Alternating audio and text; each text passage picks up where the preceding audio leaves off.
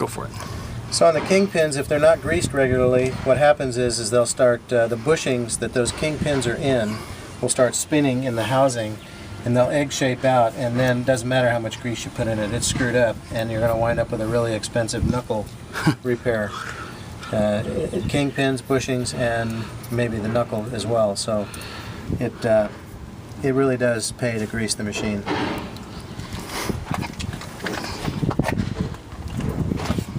On these machines, if anything ever comes loose in the boom, like those bolts that we've been talking about for the slide bearings, will always wind up back here. So you always look in there, because with the grease that's in these machines, they'll stick back here. And so if you see bolts, slide bearings, slider pads, anything odd, doesn't belong there, then you need to get a mechanic and find out what's come apart. But it'll always wind up right back there. And this plate, these two bolts under here, along with the 4 bolts up there, this plate comes off. And with the boom extended and raised up on a 45, you'll be able to grease the tracks for the slide bearings that are inside the boom. So you just, again, you want to be looking at everything as far as hoses, fittings, and electrical. Obviously leaks are a no-brainer. They kind of show up pretty quick. If you've got something leaking, or these hoses get ratty. You can see that these 4 hoses have been replaced. Those are the inner boom hoses, and or those are the boom hoses that operate the crowd cylinder in and out. But these are probably pretty old, and they're starting to crack out, which is just from the sun cracking the outer casing. They're not bad hoses. They don't have sun in Michigan anyway. Okay. I'll cut it out. And so you want to notice the backup alarm, the wiring, and the bolts. Just like I say, in California, you operate without a backup alarm, it's a serious violation. You get written up. You can see the welds that were repaired there as well. And so it's the same thing as the other wheel. These welds on the steer cylinder, and all the hoses, same thing on the wheel, the rim, the tire for cuts and cracks, inflation, all of that. Outside of the tire, same thing again. You got a hub, a rear hub that sometimes starts leaking, bad seal. Same thing on the lip cylinder. And all up around the boom, you're looking at welds especially, and the load lock cartridge and the lines and everything for leak. You're looking at the radiator. You're looking at through the machine to the other side as well, things that you might not have caught on the other side. You're looking in the same spots all over again. You're going to look inside the engine compartment. Engine oil dipstick, 2 fuel filters. The one is a water separator, and there on the bottom of the water separator is a nut that you can loosen that will drain off the water that collects over from the condensation. And there's a filter inside it, and then there's a fuel filter there. The engine oil filter is straight down, but you got to get it from underneath. 4 injectors. If you ever run your machine out of fuel, the number 4 injector, you crack this nut loose till it spits fuel, and crank your machine until it starts spitting fuel. That's how you bleed the lines. That's the quick way to do it. And so you'll notice injectors and fittings, fuel fittings in here. Then you got the injection pump that's right here, and there's fittings and lines on that tend to leak over time.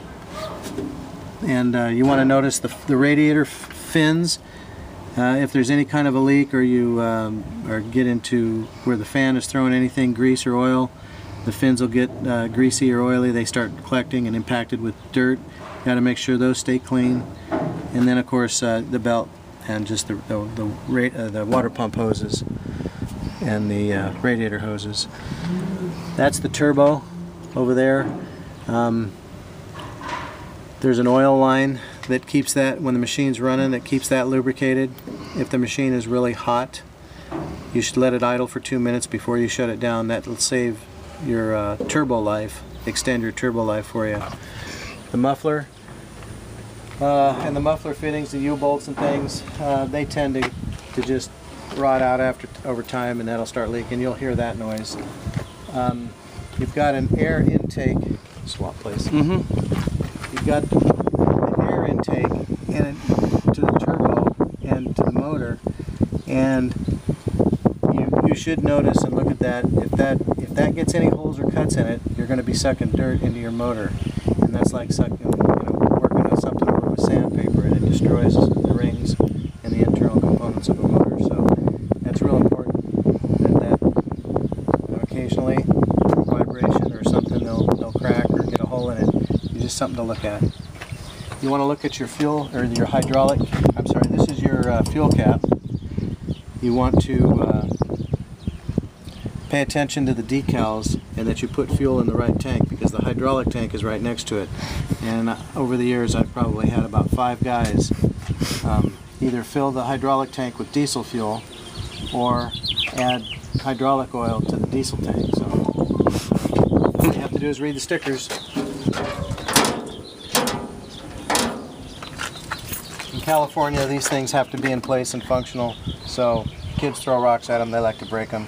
This is the hydraulic filter, and it's a no-brainer changing that. But again, you just want to look at the hoses on the crowd cylinder.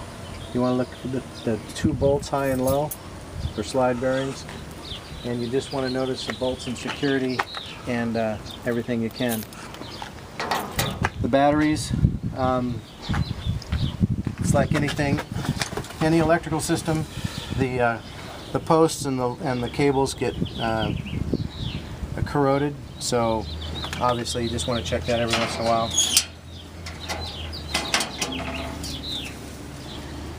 This is where the air filter is, and the tranny filter is there. You just want to look in here and notice valve cover gasket leaks. It's going to start puking oil down the front part of the motor. This is the main hydraulic pump, and you're just looking at lines and fittings for security and leaks, and it's always obvious when something's leaking. And the transmission? Transmission is the check direct. Oh, is right next to the filter but lower, and you always, like a car, you always check the transmission with the machine warm and running.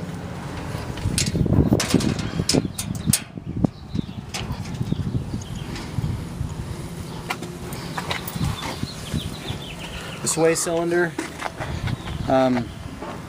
this would be the load lock and the load lock cartridge for it. They tend to leak over time. These hoses go bad over time, and when you're in the machine and you're swaying back and forth, you can see whether or not this thing's moving, and you'll see if these pins and bushings are getting sloppy. You'll feel it as well. But same thing on the wheel. You're looking at inside and outside of the wheel, the tire. You really do need to look at the rim and pay attention to cracks that might develop on the rim. This is a split rim.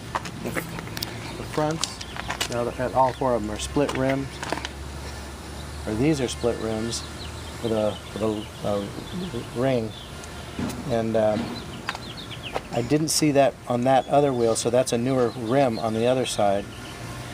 You obviously have to pay attention to the lugs if you have to change a rim, the number of lugs. But on these machines, the rims are not interchangeable front to rear. The fronts are different from the rears. This is a really deep rim. That one is not as deep. So when you rotate the tires, you have to break the tires off. The rear tires are going to wear out faster than the front tires.